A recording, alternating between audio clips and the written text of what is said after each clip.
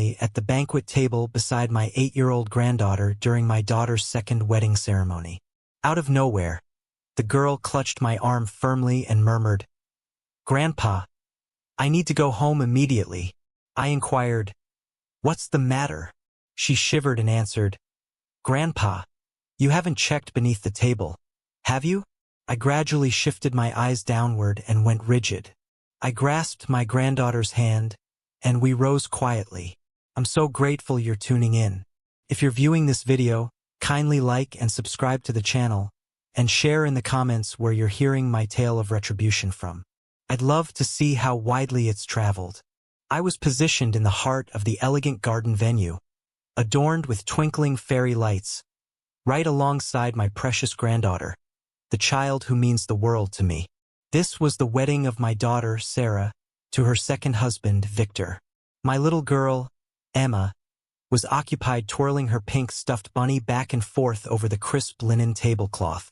Her bright eyes appeared lost in her own imaginative realm, untouched by the chatter of the grown-ups surrounding us. I gazed at her, and my spirit warmed. I gently adjusted the small ribbon in her hair, a touch as soft as recalling the gentle laugh of her father, Daniel, whose every kind word lingers with me like yesterday's echo. The gentle strum of acoustic guitars filled the air, mingling with the hum of discussions and the soft clink of champagne flutes. The garden was lavishly decorated with cascades of lavender blooms on each table, and the fairy lights danced off the polished crystal glasses. I glanced up, seeking Sarah. She was mingling from group to group, raising toasts to express gratitude to the attendees, her beaming grin attempting to mask the lingering sorrow I knew she harbored since Daniel's passing. In the background, Victor, my daughter's new spouse, dapper in his tailored tuxedo, was capturing moments with his colleagues. His expression was flawless, untroubled, as though he owned the universe. I observed him and sensed an odd twinge in my gut, a peculiar unease, but I brushed it aside, convincing myself it was mere overprotectiveness. Servers glided elegantly among the tables, pouring more champagne, removing cleared dishes, and folding fresh linens. A middle-aged pair at our table leaned toward me with warm grins. "Emma's sprouting up so quickly. How old is she these days, Henry?" I grinned back and responded softly, "She turned 8 last month." The years slipped by. Then I pivoted to slice a tiny portion of fruit tart for Emma. The girl lifted her head, her eyes sparkling with appreciation, but she swiftly bowed it again and resumed playing with her bunny, as if that toy was her sole sanctuary. Abruptly, Emma halted. Her small hands ceased moving the bunny, and her wide eyes fixed on me with an unusual gravity for her age. I was taken aback. A foreboding chill coursed through me. She seized my arm tightly. Her tiny fingers felt like ice.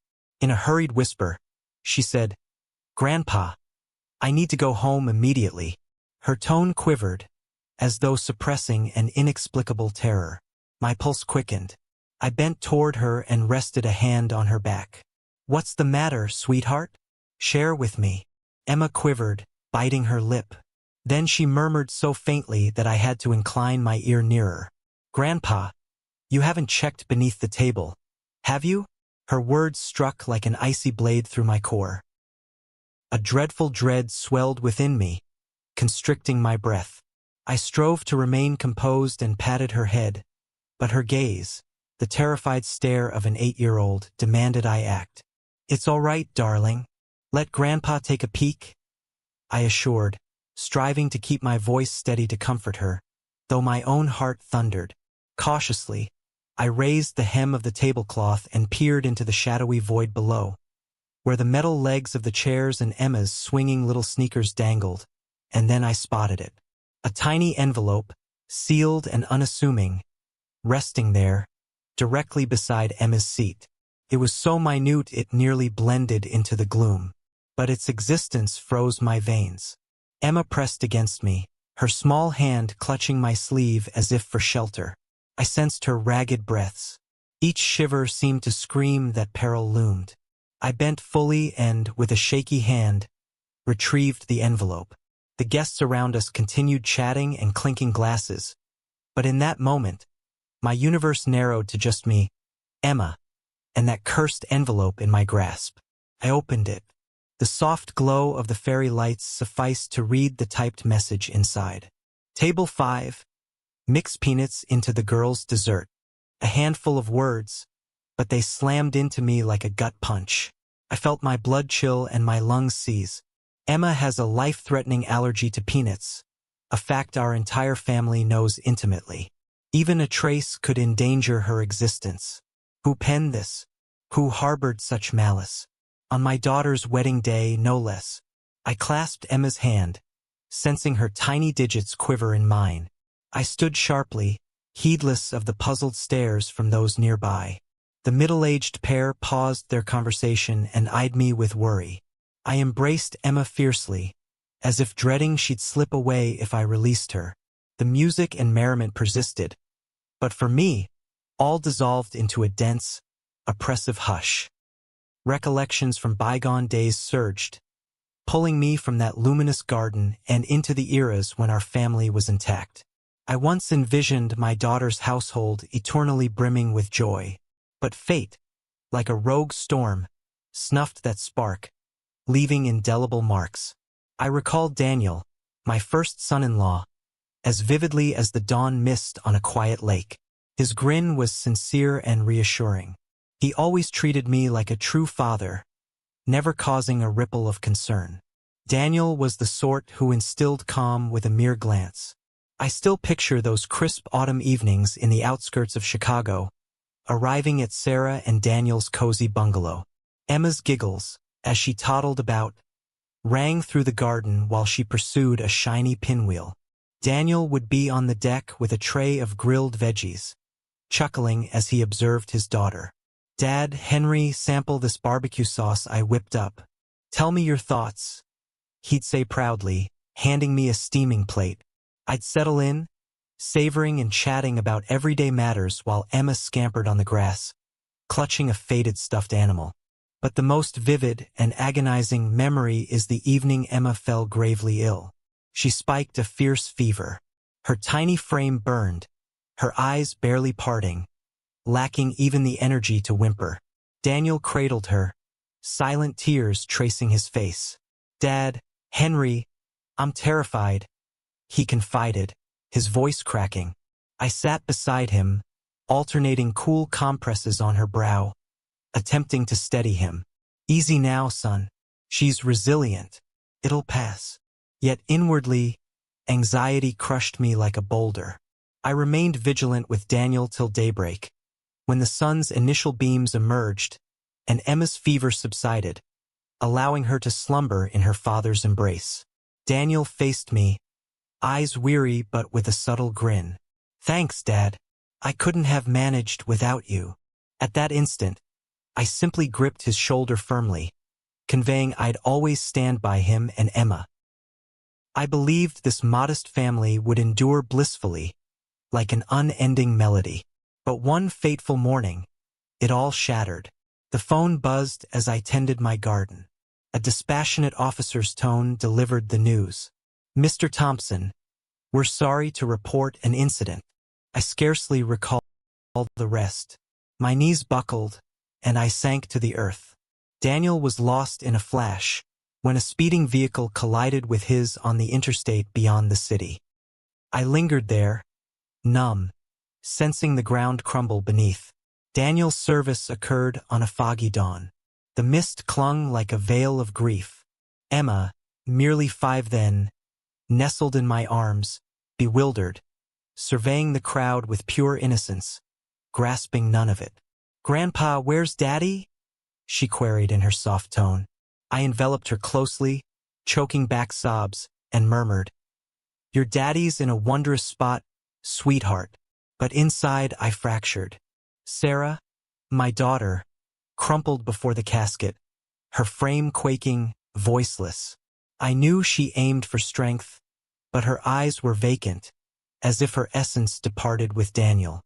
Post-tragedy, Sarah transformed utterly. She immersed in her career, departing at dawn and returning post-Emma's bedtime.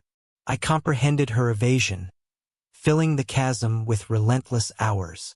But Emma, my dear girl, bore the brunt. She grew quieter, her gaze often melancholic, as though awaiting a wonder to restore her father. I became her anchor. I ferried her to classes each morn and perched by her bedside nightly to soothe her. "Grandpa, share a tale about Daddy," she'd request frequently, and I'd recount them hoarsely, of times Daniel read her bedtime stories, how he shaped her sandwiches into fun animals for snacks. Each yarn aimed to preserve Daniel's essence in Emma's thoughts and my soul. Jordan, my adopted son, emerged as vital in those times. With his compassionate spirit and steady presence, he'd visit often, toting puzzle sets or homemade muffins. Jordan cherished Emma like a sibling. He'd hoist her up, guide her through ABCs, or linger hours assisting her with messy crafts. "See, Emma, your star shines brighter than mine," he'd chuckle, his tone light as a breeze. But occasionally, I'd catch Jordan eyeing Sarah upon her silent entry after a grueling day. It was a profound glance, harboring more than fraternal care. I noticed but held my tongue. Perhaps I feared broaching it might shatter our family's delicate equilibrium. Sarah's home gradually lost its cheer. Yet thanks to Jordan and Emma, the familial glow persisted, albeit faintly. I did all to fan that flame. Deeply, though, I knew Sarah and I carried unhealed scars. Whenever I beheld Emma asleep, Daniel's traits etched on her face, my heart throbbed anew. The memory of that evening remains etched as if frozen in time. I lounged in my modest den, the radio humming softly, my mind swirling with conflicted emotions. It marked the debut when my daughter Sarah brought Victor home for introductions. I endeavored to welcome him, viewing this man through a father's lens, yearning for his child's renewed joy after profound loss. Yet inwardly, a disquiet lingered, like a shadow creeping in. That evening, Sarah arrived later than anticipated. I was in the kitchen assembling her beloved lasagna when the door creaked. Sarah entered, a peculiar radiance on her face. Her eyes sparkled like in her youth, discussing Daniel with unbridled zeal. "Dad," she uttered, voice thick with emotion, propping against the frame, "I have someone for you to meet." I paused my task and regarded her, a touch anxious. "Someone important?" I probed, maintaining composure. Sarah beamed, a smile absent for ages. "Yes, you'll adore him," she affirmed confidently. I nodded, drying my hands on a towel, concealing budding concern. After Daniel, I doubted anyone could mend the rift. Not just for Sarah, but Emma and me too. That night, Victor materialized. He stepped in wearing a sharp gray suit, hair neatly combed, and a grin that seemed practiced to charm. That smile, I concede, was disarming, as if honed for appeal. "Pleased to make your acquaintance, Mr. Thompson," he stated smoothly, inclining his head. I reciprocated, ushered him in, and offered a steaming mug of tea. "Your place feels so welcoming," Victor remarked, his gaze sweeping the wall of family snapshots, lingering on one of Daniel cradling infant Emma. I acknowledged with thanks, but his prolonged stare on that image unsettled me subtly. Supper unfolded in an ambience I strove to render cordial. I laid out the dishes prepared all afternoon: layered lasagna, garlic bread, and a crisp apple salad, Emma's top pick. Sarah sat beside Victor, her eyes glued to him. Her delight shone in every motion. "Dad, Victor heads sales at my firm. He's brilliant at it," she boasted, voice brimming with admiration. Victor smiled, dishing me lasagna with precise grace.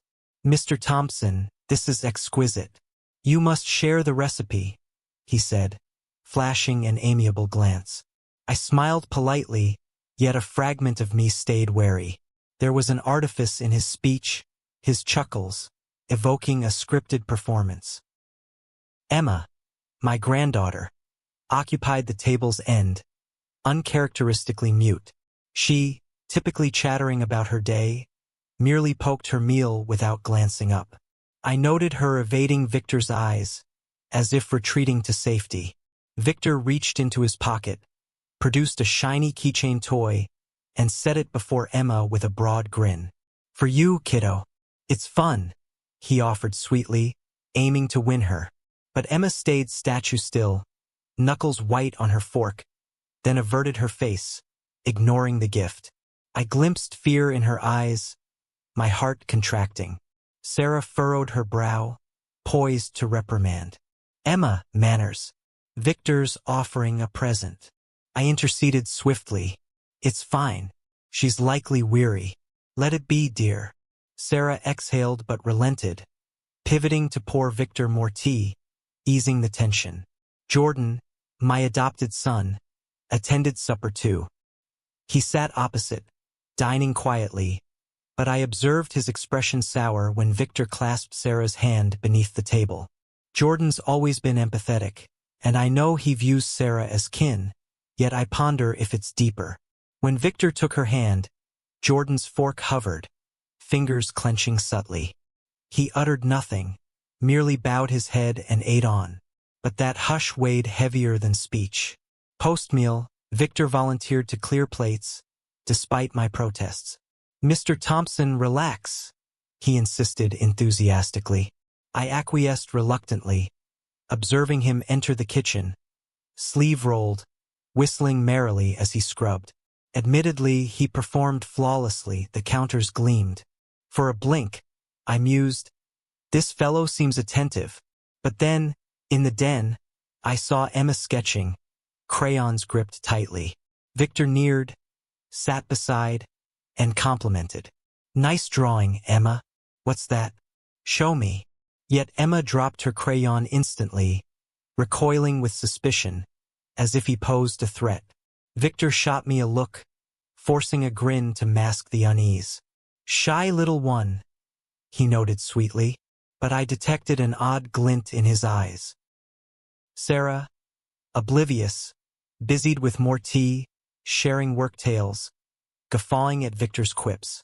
The evening closed with my daughter elated, escorting Victor out, eyes locked on him like he was her sole world.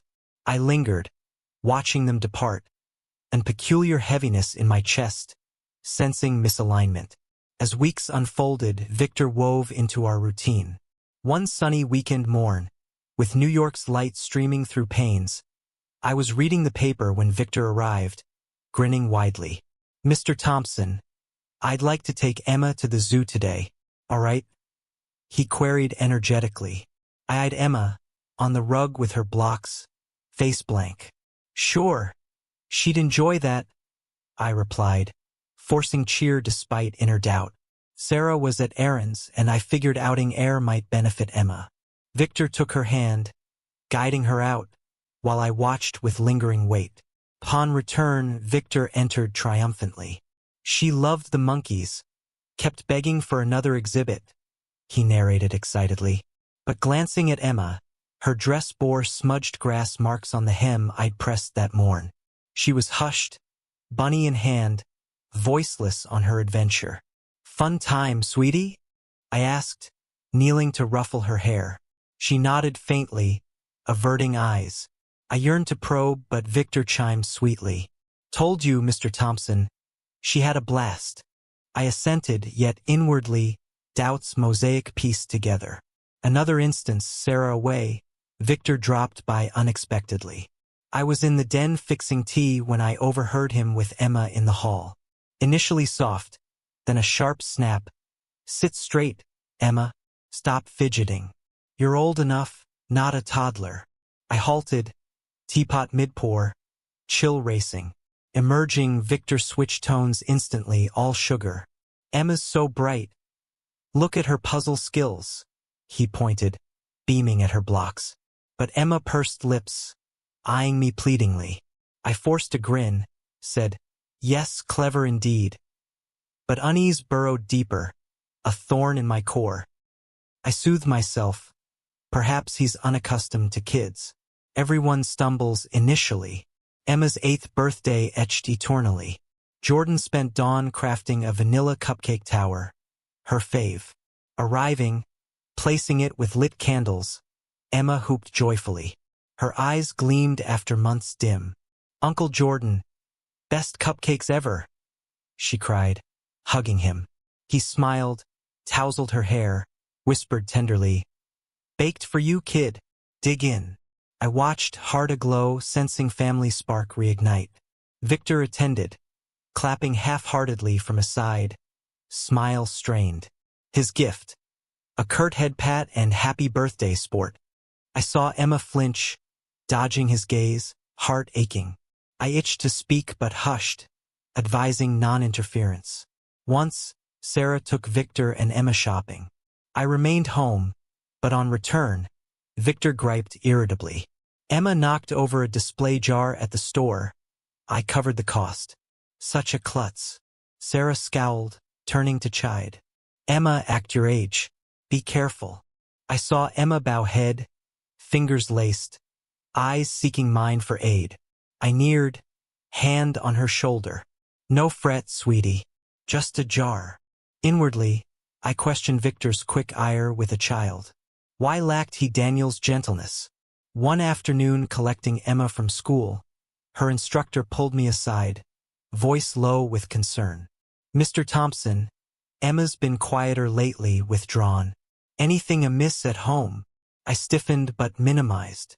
Likely adjustments, Ms. Lee. No worry.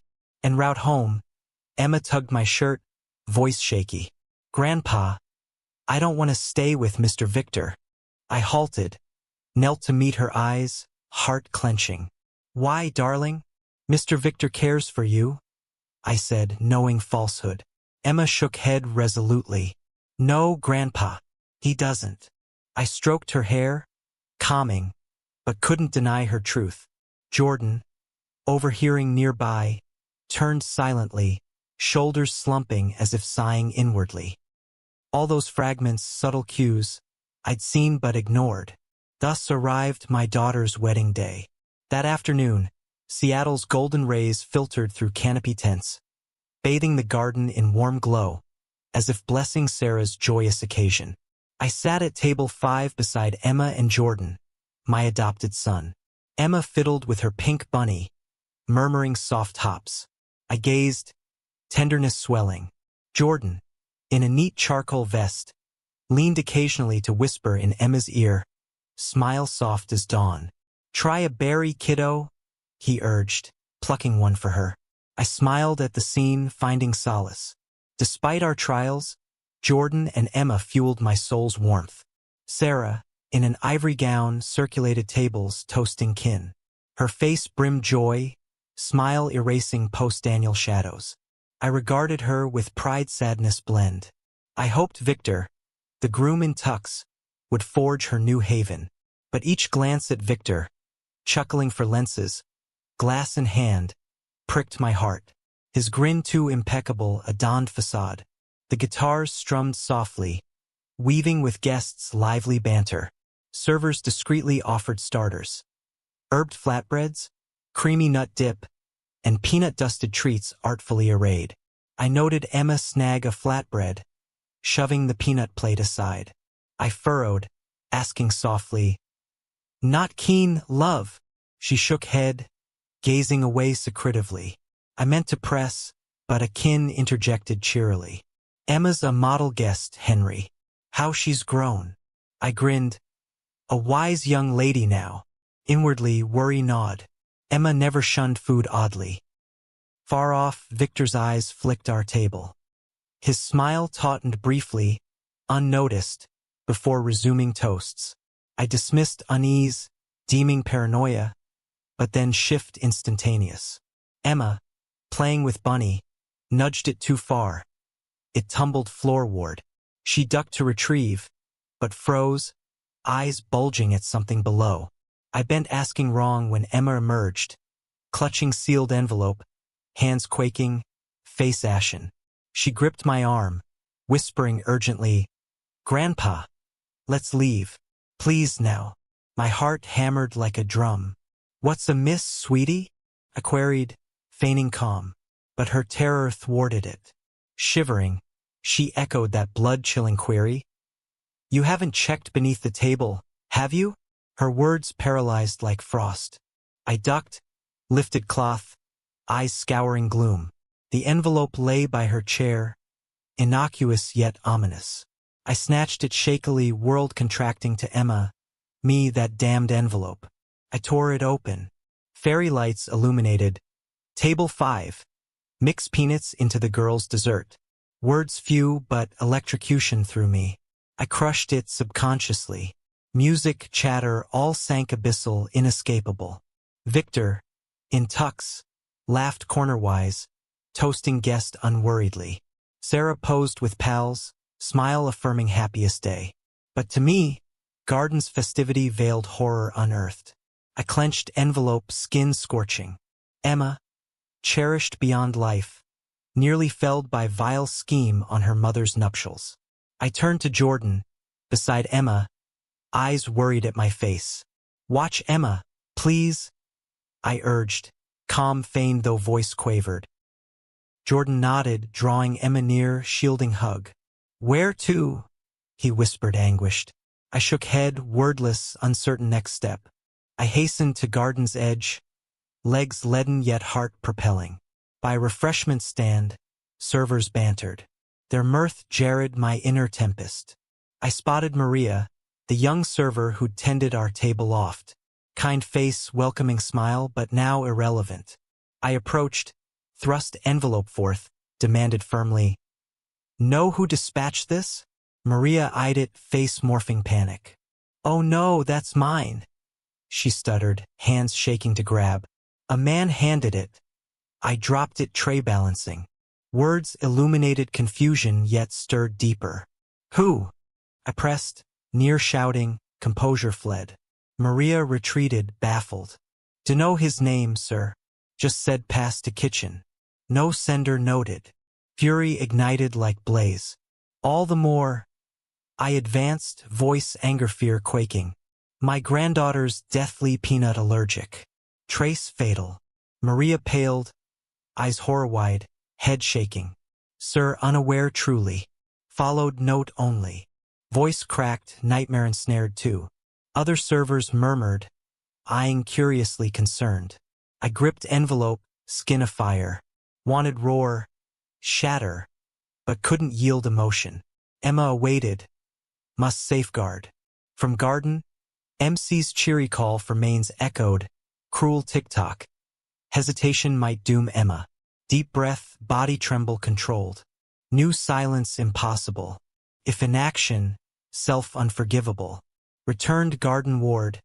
Envelope proof irrefutable of sinister design. Garden aglow fairy lit. Guitars mingling laughs. Servers dished entrees. Sense of herb chicken wafting. But to me, charade all. Eyed Emma, nestled Jordan. Eyes fear-filled on me as refuge amid gale. Took Emma's hand, fingers quivering mine. Then, impelled invisibly, stood abruptly, voice ringing clear firm over tune's talks. "Hold a moment, please. Before dining, clarification needed." Garden hushed, time suspended. Eyes fixed table 5. Me standing Emma beside. Jordan seated determined, spark-eyed. Flute clinks ceased. Whispers faded. Only heart thud audible. Raised envelope. Scribbles accused undeniably. Who authored this? Requesting peanuts in table 5 child's dessert. Voice indignation quaking, yet sharp clear. Whispers rippled like lake waves. Guests exchanged shakes, curious confused. Felt Emma's gaze pleading protection. Sarah dashed from afar. Smile concern morphed at my face. "Dad, what's this?" Bewildered query. Answered not direct. Placed envelope table, nudged her. Read. Harsh, inner turmoil. Sarah scanned. Face ashen. Hands slight tremble. Meaning? Stunned. Eyeing me then Emma. Seeking logic. Victor, in tux, neared frowning. Surprise feigned perfectly. "What's the fuss? Prank?" Soft but panic glint-eyed. Eyed him direct. Heart anger fear gripped. "My granddaughter peanut allergic." Indignation quaking voice. "No prank. Murder attempt." Words thundered. Garden death silent.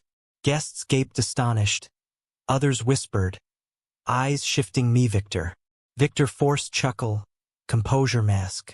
Pardon, Mr. Thompson, no name envelope. Believing child's find fable?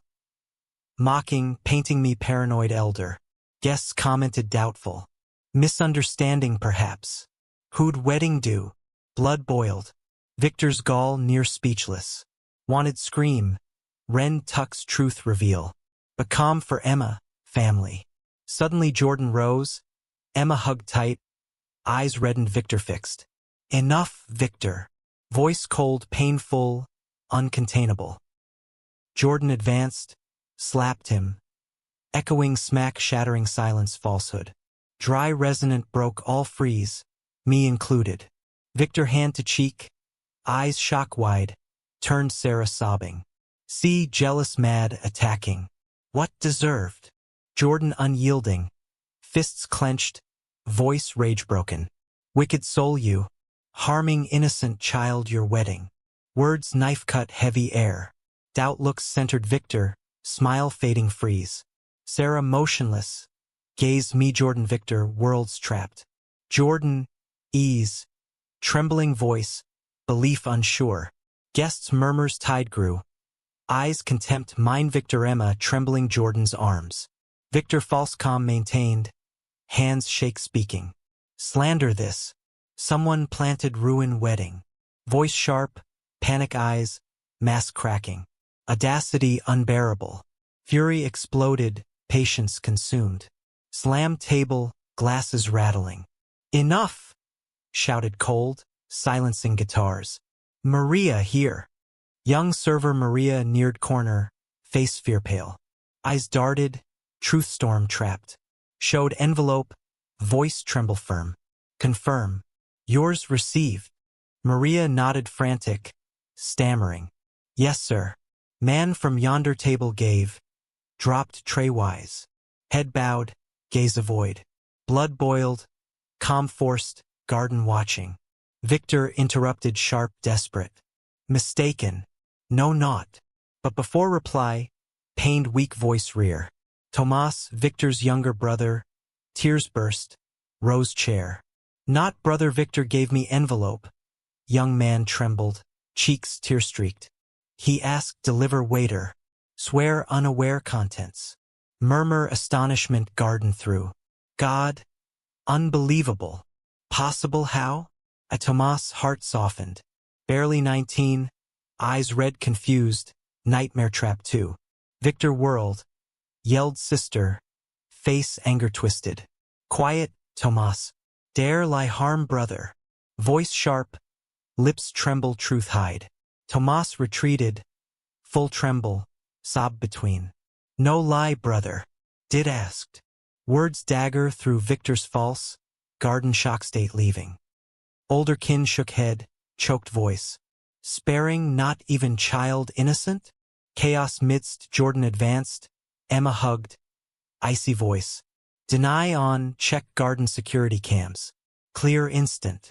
Words stone lake, panic waves.